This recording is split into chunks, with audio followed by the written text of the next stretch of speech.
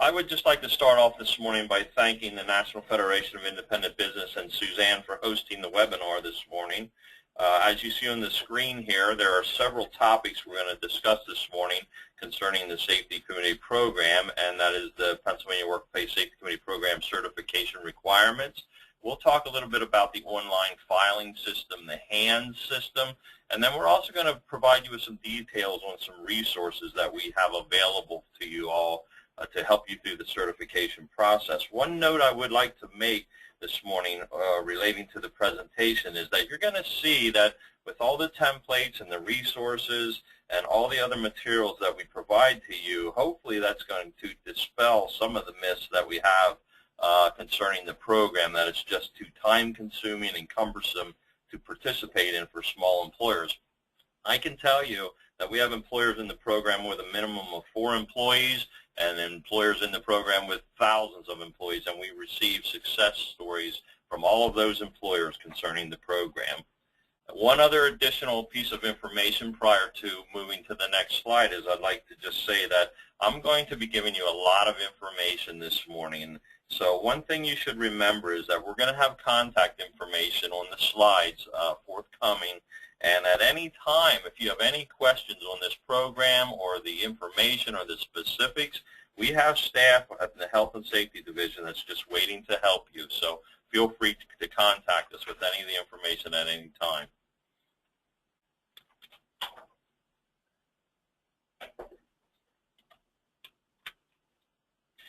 A little bit of the history behind the program. In 1993, the Ridge administration actually made some changes to the Workers' Compensation Act to reduce workers' compensation costs for employers in Pennsylvania, and one of those changes was established the Workplace Safety Committee Program. Originally, the program provided a one-time 5% discount, but in 2002, the regulations were changed, and if employers certify their committee, they are entitled to an annual 5% discount in their workers' compensation rates if they continue to meet the requirements. Now, I have to tell you, up to date, we totally have savings in the 5% discount that were provided back to employers in the area of $530 million since the inception of the program. So that's a lot of money that's being reinvested back into business, put into safety programs, and helping to fund some employee events. I have a quick question, Scott. A lot of folks here are going to say, yeah, I can save money, but just how much time is this going to take? How much work, how much paperwork? Is it going to be worth the savings? Sure. As you see, as we transpire through the program here, we can make it very, very easy for you. It's not that time-consuming. If you're a small employer and you have a small business and a small number of employees, there is no set time limit on the amount of time you have to have for your safety committee meeting. I've seen employers that had really, really good safety committee meetings in 15 minutes, and then I've seen employers that went longer with their committee minutes or their committee meetings. So it really is set up to meet your needs as an employer and what you really need out there. Go for it. The next slide identifies some of the safety committee program requirements. As you see in the bullets, we're going to look at some of the Workplace Safety Committee must be located in the Commonwealth of Pennsylvania. And then the Workplace Safety Committee must also represent the primary operations of the employer. And prior to submitting an application for a safety committee certification, the committee has to be operating for 6 full months. So I'd like to say one thing this morning, that these requirements are all pushed by regulation mandates. So that these are requirements. And a tip I like to give to all employers thinking about certifying their safety committee is that in reference to the existence for 6 months prior to signing and dating, this means that you have to have your application submitted to the Bureau between 90 and 30 days prior to your policy, your workers' compensation policy renewal period. And that's very, very important. Prior to your workers' compensation policy renewal period, your application has to be submitted 90 and 30 days. So the first thing you want to do is find out when is your workers' compensation policy renewal period.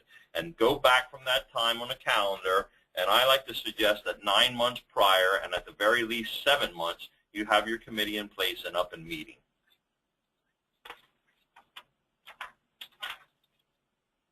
I put this slide in here because this is one of the common questions that I receive a lot when I'm out speaking about the program. And the question really is, it comes into line with representing the accident and illness prevention concerns of employees at the workplace. And the common question that I hear is, what is a workplace compared to a work site? So I put these definitions up there for you. And one example I like to give on the work site side of it, that is a work site is really a temporary location, as it says on the screen, at which full-time or permanent part-time employees perform job duties. And the example I like to give is at construction sites, or if you have another example would be at visiting nurses. They go out to people's houses. The requirements of the safety committee do not mandate that you have to have the committee representing the interests at all of those work sites, because you just cannot control those. So you really have to represent the permanent location in the Commonwealth at which the full-time or permanent part-time employees report to work. The committee structure, you have a number of choices on how to structure your committee. Most committees that we have certified are a single certified safety committee, which represents one workplace. They have one committee, and the other option that we see oftentimes is for a centralized committee, and that is for employers that have numerous workplaces. They have one committee that represents all the interests of those workplaces. Now, there are some examples on how that can be done. They can have a safety committee meeting monthly. Some employers do it by teleconference call. Some do it by WebEx meetings. Some do it by meeting software online. There's all kind of ways in which you can hold your safety committees by utilization of technology.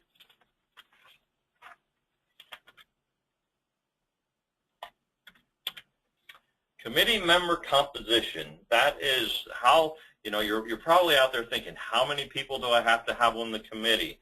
What is are there any requirements on the high-end number of committee members? The committee member makeup, as you see on the screen, the committee must be made up of a minimum of 2 employer and 2 employee representatives. And the number of committee representatives cannot exceed, the number of employer representatives cannot exceed the number of employee representatives. So you must have a minimum of 4 people on that committee. And in relation to what I just spoke about, the employer-employee breakdown, it's pretty simple of how is a committee member defined on the committee. So an employer representative on the committee, as you see the bullet points on the screen, is an individual who has one of these responsibilities within their job tasks. They have the authority and the ability to select or hire, remove or terminate an employee, or direct the manner of employee performance. What I like to say very simply, if you have an individual in the committee and that individual has the ability and authority to do one of the following: hire, fire, or direct the flow of work, then that individual is an employer representative by regulations. And if there's somebody on the committee that does not have the authority to do any one of those, that is an employee representative. I just want to make one thing clear too, because we've seen this in the past. A person cannot function as both employer representatives and employee representatives. And also, I just want to caution you out there, I've seen some committees over the years that really had a lot of members on the committee, because it's a good thing to get a lot of people involved in the safety program.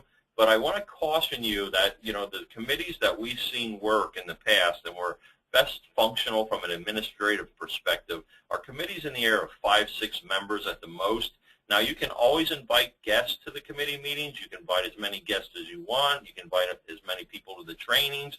But just from an administrative side, for certification purposes, I would always recommend 5 to 6 members on the committee. Some of the committee requirements as well are that you have to develop and follow an agenda. You have to have a quorum of committee members, which is one more than half of your official committee membership list.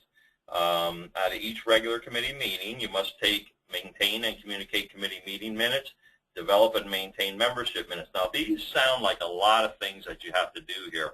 And this is where I revert back to what I said at the beginning. We want to try to dispel any of those myths that it takes a lot of time and effort. Now, These things that you have to do in relation to the membership lists and the agendas and things like that, we have what is called a technical assistance manual, and we have a slide on it toward the end that has templates for all of these things.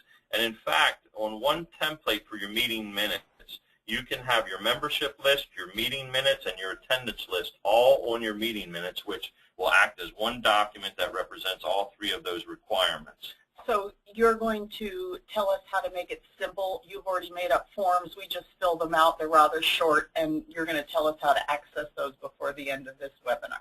That is correct, Suzanne. We have a document. It's called the Technical Assistance Manual. It provides you with details on the Safety Committee program. It provides you with details on the electronic filing system, and it has these good templates in there that we developed for you to use free of charge, and you can actually customize to your own needs.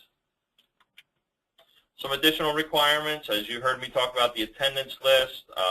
One of the requirements of the Safety Committee, because naturally it is a Safety Committee, is to discuss the employee safety concerns. And you simply list some of those things that you discuss in the meeting minutes. And also another one of the things that is required is that you review incident investigation. So if there is somebody hurt at your location on the job, the job of the committee is to review the incident investigation, not to review it's not a fault-finding investigation of the employee. It's really to look for the root cause of what caused the incident, so it doesn't happen in the future. Some additional program requirements. The committee should develop operating procedures such as bylaws. I can tell you again, this is one of the documents we have in our technical assistance manual. It's out there. You can utilize that document. Fill in your employer's name in the document, put it in your records, and you have a copy of the bylaws, or you can even edit that document to make it very friendly toward your business needs as well. The committee is to perform periodic workplace hazard inspections. Now, there's no requirement in the regulations that say you have to do a hazard inspection once a month or twice a month or once every 3 months or 4 months. We just like to see employers at a minimum do a hazard inspection at least once annually. And in addition to that, we have hazard inspection checklists in the Technical Assistance Manual. We also have incident investigation forms in the Technical Assistance Manual for you as well. One of the things regarding record keeping is that you are required to maintain records for 5 years. You can maintain the records in whatever manners best for you as a business. You can keep them electronically. I've seen employers keep them in binders in the past. There's a whole lot of ways in which they can keep them just so you maintain those records for 5 years. The committee member formation and membership. The committee is to establish procedures that retain a core group of members at all times. And some of the requirements with that is the membership and formation is that the employees be permitted to take reasonable time off work to permit them to perform committee duties. And that really means that when an employee conducts a safety hazard inspection or identification survey or attends a safety committee meeting, they're not docked for that time. Quick question. How long do you have to spend on these meetings? I don't know, you may have mentioned it, but let's just go over that again. Sure. You know, I've seen committee meetings that were held by small employers that lasted 10 to 15 minutes that were really, really good meetings because they were structured, they were organized, the committee got in there, they did their business, then they got out of the meeting. And I've seen in bigger employers that had committee meetings that lasted an hour. There are no requirements for meeting time limits. So the regulations do not say, hey, you have a safety committee certified, you have to have a half-hour meeting or an hour meeting. There are no time requirements associated with the monthly meetings. One of the things I do want to say is that on bullet number 2, it says that the committee member should join the committee and be on the committee for a continuous term of 1 year. You know, we've seen over the years a number of occasions where, you know, an employer had somebody on the committee, and that employee, for whatever reason, they might have left the employment, they might have gone on a layoff status, or this is what we see sometimes, that individual just did not want to be on that committee.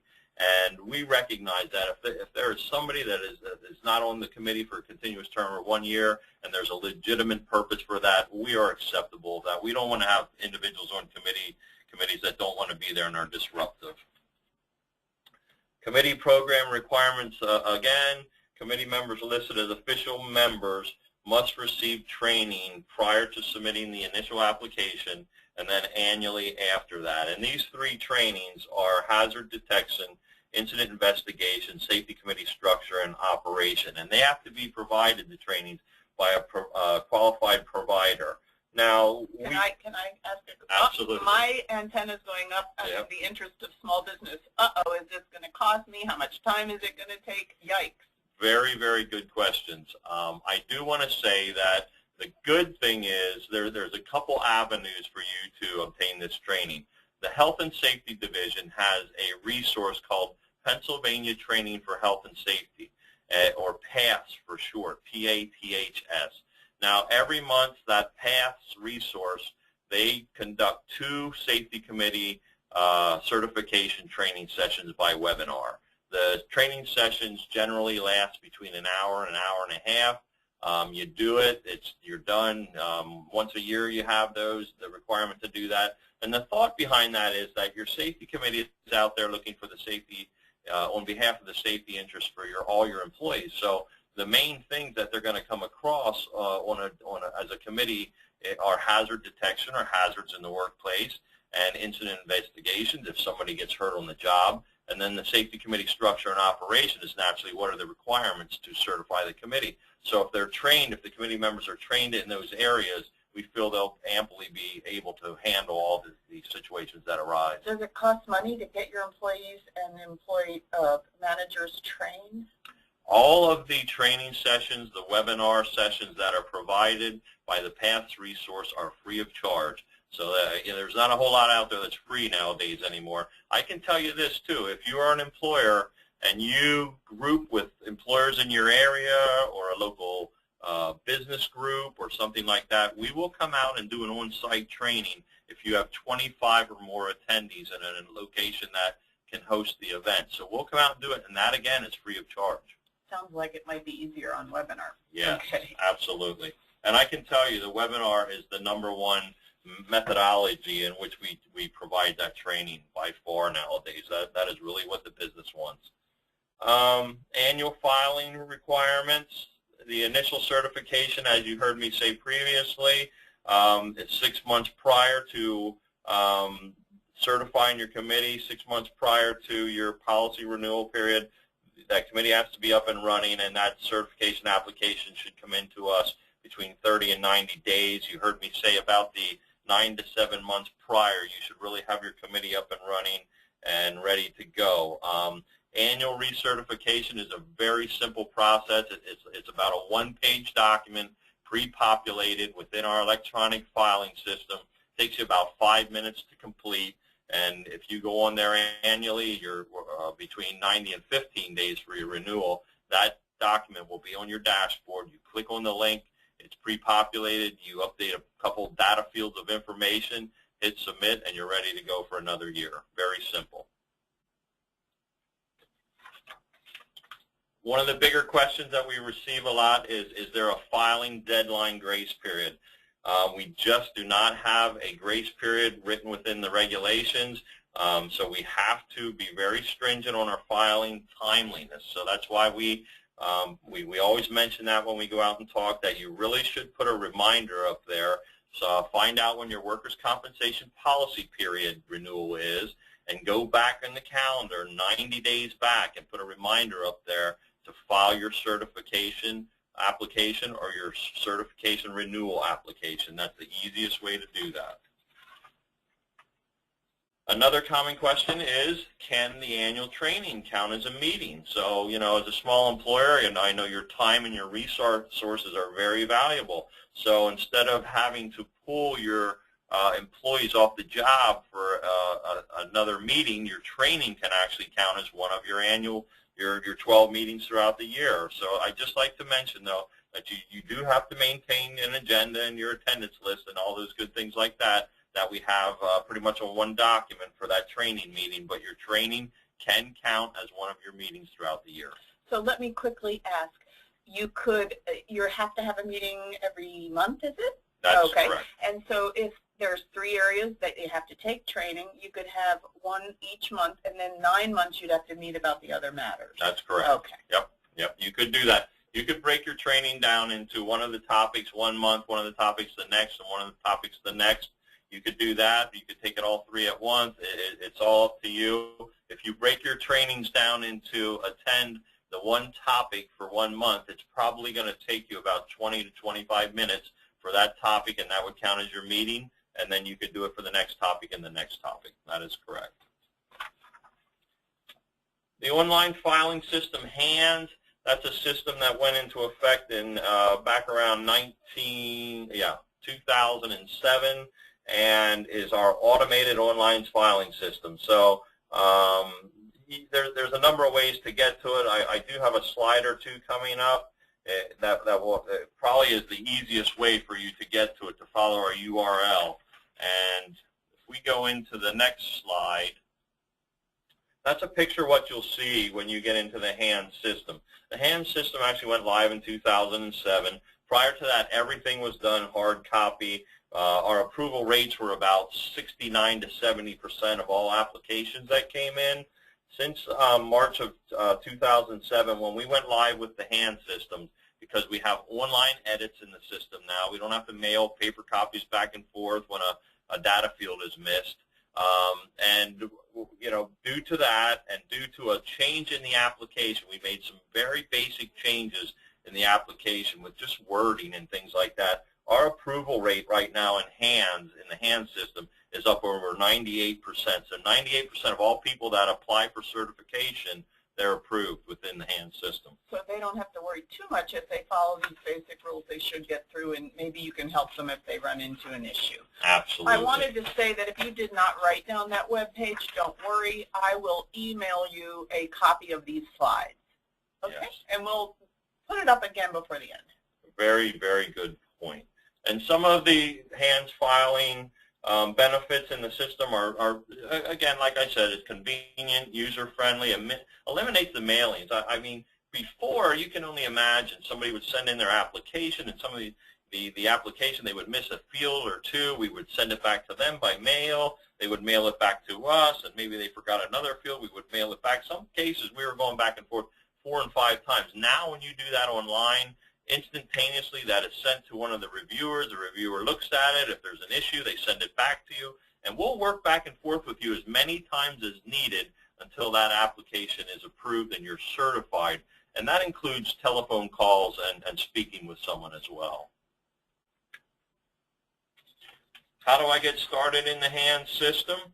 Well, you'll need to register for an account, and you can do that by going to the HANDS application. I like to say, if you look at the first URL on the top of your screen, the www.dli.state.pa.us/HANDS, if you type that into your web browser, it's going to take you right to the HANDS page, and that's the easiest way to get into the URL. You don't have to navigate through any other screens or anything like that. It'll take you right to the next page. So if you type in the URL, this is the first page that you're going to come to. It's going to be the login page.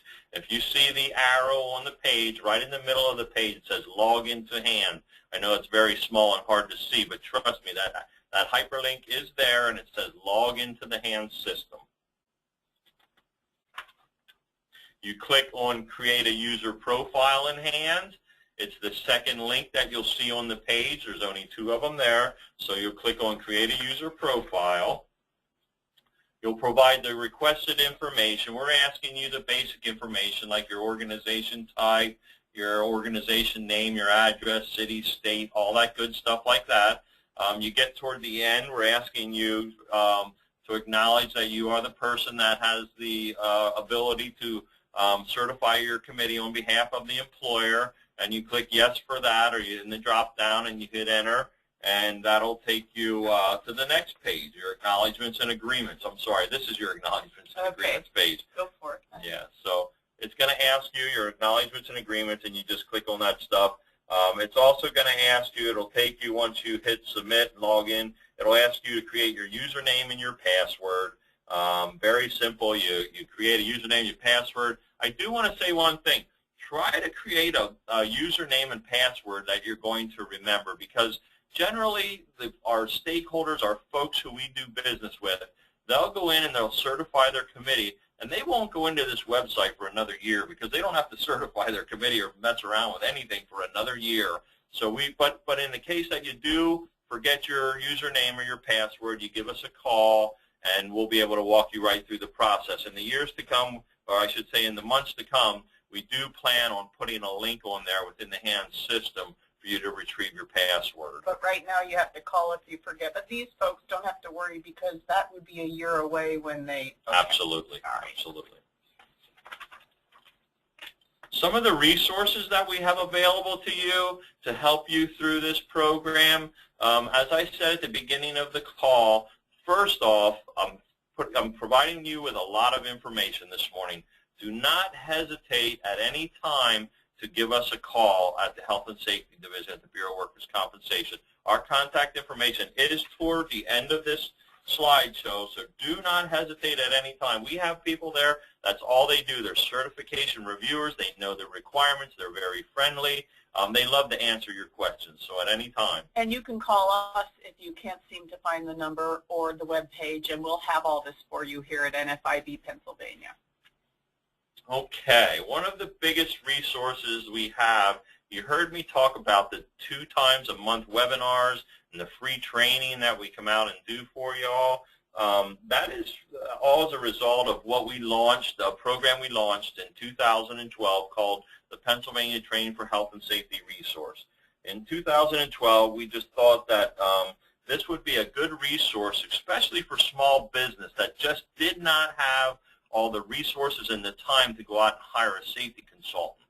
You know, a lot of businesses, we understand, you know, it's tough financially, and you're trying to get along, you're making a profit. So we felt if we put a number of individuals with background in the safety arena together, and we hired some trainers, we could go out and we could provide training to all businesses in Pennsylvania and have an impact on the number of people being hurt on the job. So that's what PATHS came out of.